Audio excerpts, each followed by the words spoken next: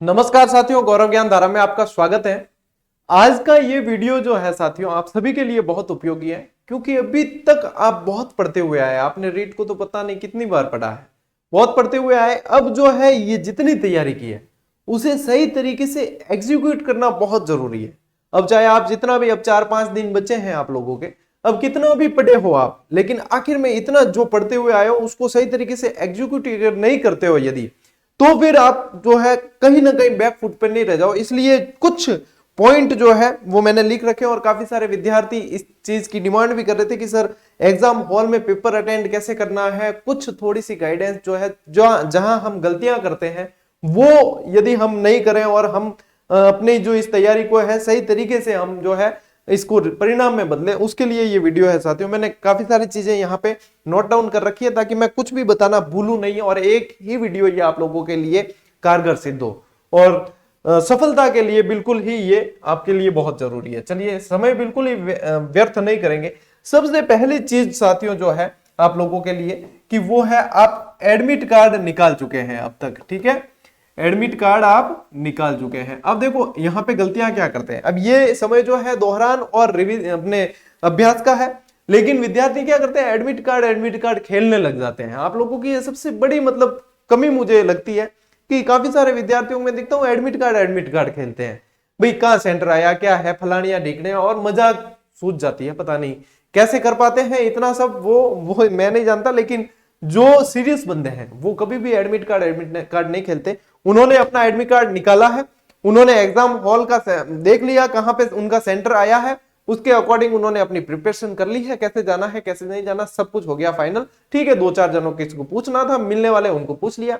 अब फेसबुक पे पोस्ट करना, इंस्टा पे पोस्ट करना, ये कोई समझदारी नहीं है कि अपना एडमिट कार्ड पोस्ट कर करके पूछो कि ये एड्रेस कहाँ है। गूगल है, सभी कुछ उस पर आ जाता है, तो फिर ये समझदारी वाला नहीं है, ठीक है। एक तो इससे बचना है आपको। फिर क्या होता है, फिर उसके बाद में साथियों ये है कि आप लोगों ने जो अपनी प्लानिंग कर दी, अब प्लानिंग की है आपने एग्जाम हॉल पे पहुंचने की, तो ये जरूर ध्यान रखें साथियों, एग्जाम हॉल पे समय पर पहुंचना है, ठीक है ना। ये बहुत जरूरी है, समय पर पहुंचे। अब होता क्या है, होता यह है कि कई सारे विद्यार्थी अपन देखते हैं बाद में वीडियो आता है, फोटो आता है, पता नहीं उनकी परिस्थितियां क्या रहती है, किसी के साथ परिस्थितियां ऐसी रहती भी है। लेकिन करना क्या चाहिए आप लोगों को, जी कल सुबह जैसे आपका एग्जाम है तो आज रात तक ही आपको एक बार सेंटर बिल्कुल वहां जाकर देख लेना चाहिए कि यहाँ पे ये सेंटर कुछ नहीं होता, थोड़ा बहुत आपके पैसे थोड़े बहुत लगते हैं, तो वो आप अभी तक इतना खर्च करते आए हो, यदि ये तसल्ली हो जाए आपकी तैयारी बहुत अच्छी है तो आप लोग बिल्कुल आश्वस्त हो जाओगे कि सुबह मैं इस तरीके से यहां पहुंच जाऊंगा। एग्जाम हॉल पे जो टाइमिंग दे रखी होती है, जैसे प्रवेश पत्र में जैसे लिखा हुआ है कि आधे घंटे पहले पहुंचना है टाइमिंग से, आप 1 घंटा पहले पहुंच जाइए, वहां बैठ जाइए इत्मीनान से, फिर आपको कोई दिक्कत नहीं है। आप फिर 5 मिनट 10 मिनट पहले पहुंचते हो, उसके बाद में फिर सिर्फ और सिर्फ अखबार की सुर्खियों में बनने के अलावा कोई इलाज नहीं होता, क्योंकि वहां पे एग्जाम हॉल में पता नहीं कैसे लोग आपको मिले, अंदर आने दे नहीं आने दे, तो फिर वो जो है पूरी तैयारी पर पानी नहीं फिरे। इसके लिए ये आश्वस्त जरूर हो कि आपकी तैयारी बहुत अच्छी है, तो आप समय से जो है थोड़ी सी पहले वहां पहुंच जाए ताकि कोई दिक्कत नहीं। इससे पहले साथियों आप लोगों को भरपूर नींद लेनी है। अब ये कहते सब है लेकिन करते बहुत कम है कि नींद एक तो आती नहीं, ठीक है, और आप लोगों के मन में ये होता है कि और कितना पढ़ ले। तो देखो सीधी सी बात यह है कि लंबी तैयारी काम आती है, रिजल्ट वो देती है। मेरे पास कई सारे मैसेज आते हैं ऐसे कि सर मुझे कुछ ऐसा बताओ कि ये अंतिम 20 दिन में जो है मैं ये पढ़कर और रेट निकाल दूं, या मैं नौकरी पालूं, या 15 दिनों में कुछ ऐसी बताओ। तो भैया संजीवनी बूटी वाले जमाने चले गए, अब संजीवनी बूटियां नहीं मिलती है। ऐसी कौन सी गुट्टी आ गई जो 15 दिन में आपको पास करवा दे, अभी तक कुछ पढ़ा ही नहीं आपने, ऐसा कुछ भी नहीं होता है। ये सिर्फ सम्मानजनक हार को स्वीकार करने के तरीके होते हैं कि मैं 15 दिन बहुत एफर्ट लगाया लेकिन जो है साथ नहीं दिया। साथ देने के लिए आपको लंबी तैयारी करनी पड़ती है, कम से भी कम 6 से 8 महीने की तैयारी करनी पड़ती है, भोग देना पड़ता है, और वो भी कंटिन्यूटी के साथ। तो यहाँ पे जो है ये जरूर आपको करना है साथियों कि भरपूर नींद लेनी बहुत जरूरी है। नींद लेके जाओगे रिलैक्स, रात उस रात वैसे भी आपने वो यही रात बाकी यही रात अंतिम वाला जैसे सुहा जी कहते हैं ना, तो वो रात वैसे भी अंतिम है, तो वहां पे आप इतना नहीं कर सकते, उल्टा कंफ्यूज हो जाओगे, बहुत ज्यादा करने के चक्कर में सारा निकल जाता है। तो इसलिए रिलैक्स होकर सो, जितना इतने समय तैयारी किया तो वो अच्छा ही निकलेगा, ठीक है, ये ध्यान रखना। एग्जाम हॉल पे पहुंचते हो तो एडमिट कार्ड में जो भी आपको निर्देश दे रखे हैं, ड्रेस कोड वगैरह ध्यान से पढ़कर उसके अकॉर्डिंग ही पहन कर जाओ, ठीक है। जितनी कोशिश करो आप उसके अकॉर्डिंग पहन के जाओ, आपकी पेन आईडी वगैरह सारे ही अच्छी तरीके से लेकर जाओ, ताकि आपको किसी तरह की कोई मानसिक परेशानी नहीं हो कि फिर आपके दिमाग में आया, अरे मैं तो पेन लाया ही नहीं, मेरी पसंदीदा पेन वो थी, ये थी, फलाना। ये सारी चीजें, आप समझदार हो, आप है ना छोटे बच्चे नहीं हो, आप कंपटीशन का एग्जाम देने जाओगे, या कई जने तो कई सारे एग्जाम दे चुके हैं। तो ये चीजें जो है मुझे नहीं लगता समझानी पड़नी चाहिए, लेकिन फिर भी जो है मेरा एक जिम्मेदारी बनती है, एक नैतिक कर्तव्य है कि मैं आप लोगों के साथ में ये चीजें भी साझा करूं, ठीक है। अब एग्जाम हॉल पहुंच गए। अब कुछ बच्चे क्या करते हैं, मित्र तो सबके मिल जाते हैं, छोरियान मिल जाए सहेलियां, और छोरान मिल जाए सहेला के सखा, दोस्त मिल जाते हैं, ठीक है। अब वहां पे क्या करते हैं आप लोग, अब वहां पे आप डिस्कशन शुरू कर देते हैं। डिस्कशन या तो ये करते हैं कि कौन से मास्टर से आप पढ़े हो, कौन सी किताबों से पढ़े हो, फिर अगला मान लो कि आप जिस किताब से पढ़ रहे थे अगला उससे नहीं पढ़ा है, वो यही कहेगा ये किताब में तो खोटा हुआ है, या तो खोटा पढ़ा हुआ है। जिस मास्टर से आप पढ़े हो अगला नहीं पढ़ा है, वो यही कहेगा वो मास्टर खोटा पढ़ाता है, वो ऐसा है। तो वहां पे आप लोगों का कॉन्फिडेंस सीधा धड़ाम से नीचे आता है। एग्जाम हॉल के बाहर ऐसी बातें करनी नहीं, हंसी मजाक की बातें कर लो, माहौल को थोड़ा सा हल्का कर लो, पॉजिटिविटी आएगी, आप लोगों का मन हल्का रहेगा, अंदर जाके एग्जाम देना है, बस नॉर्मल सा एग्जाम है, देकर आना है और सिलेक्ट होंगे, बिल्कुल सकारात्मकता के साथ जाओ, क्या दिक्कत है। अब वहां पे क्यों पूछना है कि भाई अकबर का बेटा कौन था, अकबर ने क्या लगाया है, मैं राजस्थान, आपने जो पढ़ा है वो एग्जाम हॉल में आएगा ना, वहां पे वो देख कर करना है बस। अब फालतू किसी को पूछना, आप अपनी तरफ से एक भारी प्रश्न फेंकोगे, अगले के पास भी ब्रह्मास्त्र है, वो भी अपना भारी प्रश्न फेंकेगा, और कुल मिला के कॉन्फिडेंस लेवल डाउन होगा कि मुझे तो ये आता ही नहीं, अब ये आ गया तो, अब भले वो प्रश्न आए न आए, लेकिन ये गलतियां करते हैं। जब मैं एग्जाम देने, जैसे मैं 2016 में मैंने एग्जाम दिया था रीट का, जिसमें मैंने टॉप की थी, मैं एग्जाम देने गया, हकीकत बता रहा हूं ये कि मैं उससे 24 घंटे पहले रिलैक्स था। मैं यहां से जैसे ही गया, बाड़मेर मेरा सेंटर आया था, बिल्कुल किसी को लगा ही नहीं कि इनकी इतनी तैयारी होगी भी, कि यार ये तो बिल्कुल आराम मस्त मौला है। जबकि मेरे साथ में कुछ बंदे जो थे वो दिन रात पढ़ रहे थे, और मैं आराम से मजाक, इतना रिलैक्स फील हुआ। और पेपर जब हुआ तो टॉप 10 में, फिर बाद में रिजल्ट आया, टॉप 10 में शामिल थे। तो यही चीजें होती है साथियों, जो अपन को ध्यान रखनी होती है। वहां जाओ, एग्जाम बिल्कुल आराम से देकर आओ, कोई समस्या नहीं होती। आपने तैयारी अच्छी की है तो आपको अपने आप पे विश्वास होना चाहिए, ठीक है, एक ये ध्यान रखना।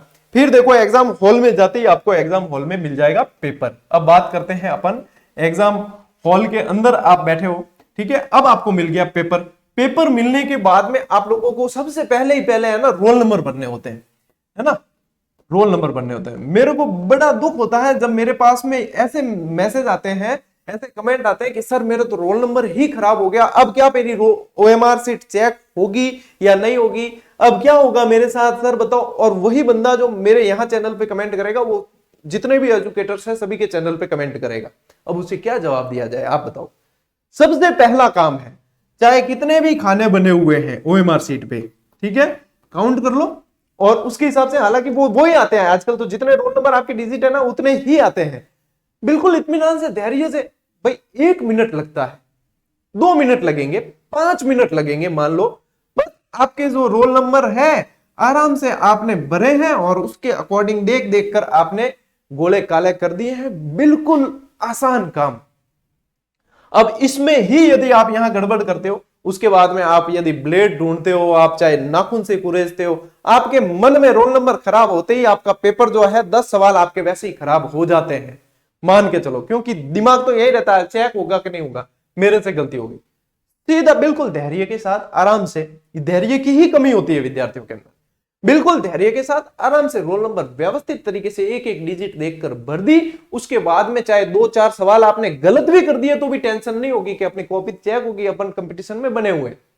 समझ रहे हो, इस बात को समझनी बहुत जरूरी है, ठीक है। चलिए, ये हो गया रोल नंबर वाला सबसे पहला ही काम, बिल्कुल सही तरीके से भरकर आओगे, ठीक है। फिर आगे बात करते हैं साथियों कि आपके पास में पेपर आया है। अब ज्यादातर विद्यार्थी इतने उत्सुक होते हैं पेपर आते ही फटाफट, जैसे एक बार पूरा पेपर देख लें, अपने अकॉर्डिंग आया है या नहीं आया। मैं समझता हूं, ये मेरी स्ट्रेटेजी है, सबकी अलग अलग होगी। मैं समझता हूं पूरा पेपर एक साथ नहीं देखना चाहिए, ठीक है। आपका जो पक्ष मजबूत है, आपकी साइकोलॉजी मजबूत है, साइकोलॉजी वाला पार्ट खोलिए। आपका सब्जेक्ट मजबूत है, सब्जेक्ट वाला खोलिए। आपका जीके मजबूत है, आप जीके वाला पार्ट खोलिए और पेपर को करना शुरू कीजिए, ठीक है। मान लीजिए आपने पेपर करना शुरू किया और स्टार्ट के 5 सवाल ऐसे हैं जो जिसमें से आपको एक भी नहीं आ रहा है, मान लो बिल्कुल ही नहीं घबराना है, क्योंकि जिस पेपर के अंदर जैसे 100 सवाल आने हैं उसमें से 10 सवाल बहुत कठिन लेवल के डाले जाते हैं, हो सकता है कि वो 5 सवाल आपके स्टार्ट में ही आ गए, कोई दिक्कत नहीं है, बाकी के सारे पढ़े ना, वो तो अपने ही है, अपन ने आखिर में पढ़ाई की है, पूरी मेहनत की है, तो अपन करके आएंगे, कोई दिक्कत नहीं है। तो वो आगे बढ़िए, आप उन 5-7 सवाल नहीं आ रहे, कोई दिक्कत नहीं है, कई बार सीधे आते हुए आ जाते हैं, तो ज्यादा ओवर कॉन्फिडेंट भी नहीं होना है, उस चक्कर में हम जो है आते हुए भी गलत कर देते हैं, कई बार नहीं जैसे शब्द दिखते नहीं है, और गलती से फिर गोला भरते भरते ही कई चीजें तो हमें पता चलती है कि अरे यार ये तो मैंने गलत ही भर दिया, इसका तो मेरे को सही उत्तर आ रहा है, इतना मलाल होता है उस समय, वो उससे भयंकर दुख आज तक किसी को होता ही नहीं कि अपन को गोला भरते भरते पता चलता है कि मैं ये गलत गोला भर रहा हूं।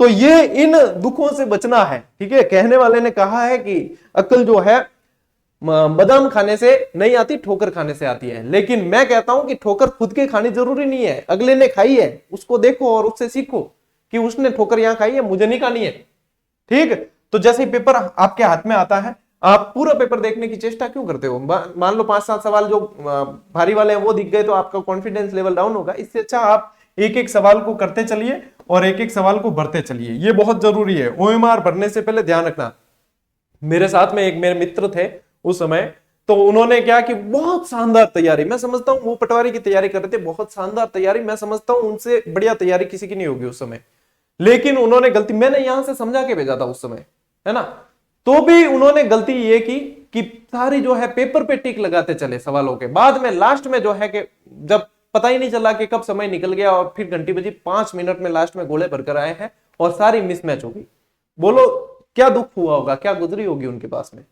तो ये चीज आपको करनी है, या तो देखो आप 5-5 सवालों को करके और फिर भर दो। मैं तो पेपर जब भी जैसा भी अटेम्प्ट करता था अटेम्प्ट, तो मैं एक एक सवाल को साथ साथ देखता था कि भाई पहला है, पहले का मुझे तीसरा भरना है, ये तीसरी रो में ही है, फिर उसको मैंने कर दिया, तो उस सवाल की मेरे टेंशन खत्म। और गलत भी होना है तो एक ही होगा, पूरी सीक्वेंस गलत नहीं होगी। तो या तो मेरे हिसाब से तो आप साथ साथ ही भरते चलो, बेहतर है। यदि साथ साथ नहीं भरते हो तो 5-5 सवालों को भरते चलो, 5 या 10, ताकि आपकी यदि सीक्वेंस चूक भी जाती है तो आपके ज्यादा नुकसान नहीं होता है। ये बहुत इंपॉर्टेंट चीज है जो सभी को ध्यान रखनी होती है। फिर अगली बात ध्यान रखें साथियों, ये तो है रिलैक्स मोड में देना, ये मैंने बता दिया। एक चीज ये ध्यान रखें अब कि आप जैसे एग्जाम देने जा रहे हो तो आपके अब होगी नकारात्मक अंकन, ठीक है, नकारात्मकता से बचना है, नकारात्मक अंकन से बचना, ठीक है, अंकन ध्यान रखना, नकारात्मकता से तो बचना ही है, लेकिन नेगेटिव मार्किंग, अब जैसे रीट प्री होती है ना, तो प्री के अंदर नेगेटिव मार्किंग होती नहीं है, एक अलग लेवल होता है कि हाँ तुक्का मार देंगे, आखिर में अटेम्प्ट तो करना ही है, तुक्का मार देंगे, सही होगा तो फायदा है, नहीं होगा तो कोई बात नहीं। लेकिन यहां पे आपको नेगेटिविटी से बचना, मतलब नेगेटिव मार्किंग से बचना बहुत जरूरी है। कारण क्या है, जहां पे नेगेटिव मार्किंग होगी ना, ऐसा नहीं है कि बिल्कुल ही आपको मतलब थोड़ा बहुत भी सोचना ही नहीं है उसके बारे में, ऐसा भी नहीं है। आप लोग क्या करें कि जहां पे नेगेटिव मतलब तुक्का भी यदि मारना है ना, तुक्का कहां मारा जाएगा, तुक्का मारने का मतलब ये होता है कि आपके पास में 50-50 ऑप्शन है कि या तो ये सही होगा या ये सही होगा, दोनों में से, कि आपको पता है कि आपके अ, ब, स और द, क्या आपको पता है ब तो नहीं है, ये तो 100% पता है मुझे कि ब नहीं है, काटना सीखो, ठीक है, स भी नहीं है, ये पक्का पता है। अब या तो इसका उत्तर ये है या इसका उत्तर ये है। मान लो 7 सवाल ऐसे हैं, मान लीजिए 7 सवाल एग्जाम में ऐसे हैं जिसमें से 2 ऑप्शन में आपका कंफ्यूजन है, मैं वहां समझता हूं आपको रिस्क लेनी चाहिए। उस 7 में से यदि 2 भी सही हो गए ना, तो आप फायदे में ही रहोगे, नुकसान कुछ भी नहीं होने वाला, क्योंकि 3 सवाल गलत होने पे एक सवाल के नंबर कटेंगे, तो 2 भी सही होंगे तो फायदे में रहेंगे। लेकिन कहां पे तुक्का मारना है, जहां पे आपको 2 में कंफ्यूजन है, आपको चारों में से कुछ भी नहीं हो रहा और अंधे के जैसे तुक्का मारना है, तो वहां पे तो बिल्कुल बचीड़ ही लगेगी, वहां आपके सही होने के चांस बहुत कम रहेंगे, क्योंकि वहां पे 75% चांस है गलत होने के, 75% चांस तो गलत होने के ही है और गलत ही होता है वहां, ठीक है, वो तो सीधा नुकसान में लेके जाता है। तो सबसे पहला आप एग्जाम जैसे देते हो, आप पहले राउंड में मान लीजिए कि 150 सवाल आने ना, आपके पहले में ही आपके मान लो कि 90 या 80 सवाल आपके सही हो रहे हैं, ठीक है, जिसमें आपका बहुत अच्छा कॉन्फिडेंस है कि हाँ ये 80 मेरे 100% सही है, उसमें से भी आपके 75 ही सही होंगे, 5 तो उसमें से भी गलत होंगे, ये भी मान के चले, ठीक है। फिर वो बहुत अच्छी तरीके से कि हाँ मैं इस पे कॉन्फिडेंस मेरा पूरा था। अब वापस से देखो कि जो सवाल आपने छोड़े उन सवालों को वापस से देखो फिर कि हाँ अब जो है इनमें से अब मुझे कौन किस किस में से, फिर उसमें से काटना सीखो कि गलत कौन सा है। गलत वाला निकाल दिया और उसके बाद में 2 ऑप्शन सही बच गए तो वहां पे रिस्क ले सकते हो। जहां पे बिल्कुल कुछ भी नहीं आ रहा है वहां पे रिस्क मत लेना, क्योंकि नेगेटिव मार्किंग कई जनों को सीधा ही बाहर फेंक देती है। तो नेगेटिव मार्किंग के अंदर आपको पेपर अटेम्प्ट करना आना चाहिए कि किस तरीके से कौन से सवाल को अटेम्प्ट करना है, किस तरीके से कौन सा बेनिफिट आपको होने वाला है। वो सारी बिल्कुल कुछ नहीं पता है उसको छोड़ के आओ, वहां पे हाथ रिस्क लेना भी मत, वहां हाथ मत डालना, ठीक है। तो ये चीज इस तरीके से अटेम्प्ट करें साथियों। अब ये ऐसा नहीं है कि सर आपने बताया कि पहले राउंड में ये कर लो फिर दूसरे राउंड, इतना समय का होता है, सब होता है, ठीक है। करने वाले सब करते हैं, ऐसा नहीं है, जो नहीं होता ना वो बताता ही नहीं। पहले राउंड आपको कोई किसी को रेफरी को बिठा के राउंड थोड़ी गिनवाना है, आपको तो सीधे सीधे आपको आपने हाँ आपको ये 1 नंबर सवाल है, 2 नंबर सवाल है, 3 नंबर सवाल है। पहला सवाल पढ़ा, हाँ महाराणा प्रताप की छतरी का है, आपको आ रहा है। ऑप्शन जो है उस प्रश्न और ऑप्शन दोनों 2 बार जरूर पढ़ना, ठीक है। कई बार जो है थोड़ा सा अंतर होता है, फिर अपन को बाद में पता चलता है। तो पढ़ लिया, उसको कर लिया, ठीक है। दूसरा सवाल आपको नहीं आ रहा है, कुछ ज्यादा वहां पे अटक के रहना भी नहीं है, यही टाइम मैनेजमेंट होता है। नहीं आ रहा है बिल्कुल, थोड़ा सा बहुत ज्यादा विचार करना पड़ रहा है, आपका समय जा रहा है, आप आगे बढ़ो। तीसरा सवाल देखो, तीसरा आ रहा है आपको 2 बार पढ़ लिया व्यवस्थित तरीके से, हाँ इसका उत्तर ये था, कर लिया इस तरीके से। अब जो जो सवाल छूटे हैं ना वो आपको ध्यान में रखना है, थोड़ा सा कोई मार्क लगा दो, पॉइंट कर दो, या फिर ध्यान रखो ओएमआर में भी आपको दिखेगा कि खाली कौन सा छूटा है, फिर भी आप देख सकते हो।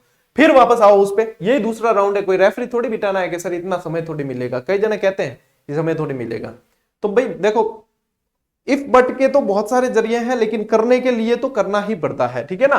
तो यहां पे फिर आपने देखा कि हाँ इनमें से अब मेरे ये हो रहे हैं, लास्ट में आपके पास में जो थोड़ा बहुत समय बचता है उसके अंदर जो है। लेकिन ऐसे नहीं है, कई जने लास्ट वाले 5 मिनट में भी रिस्क ले लेते हैं, जो नहीं आ रहे उनको भी, इसको भी कर देता हूं, इसको भी कर देता हूं।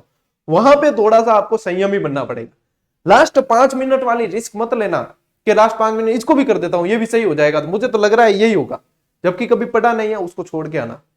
रिस्क ज्यादा वहीं पे लेनी है जहां 50-50 का डाउट है कि या तो ये सही है या ये सही है, ठीक है ना। वहां पे रिस्क लेनी चाहिए, वो समझदारी है। क्योंकि वहां 10 सवाल में से अगर 3 भी सही होते हैं तो फायदा देकर जाएंगे, 7 भी गलत हो गए तो नुकसान नहीं होगा। इसको कैलकुलेट करके देखना, तब आपको समझ में आएगा।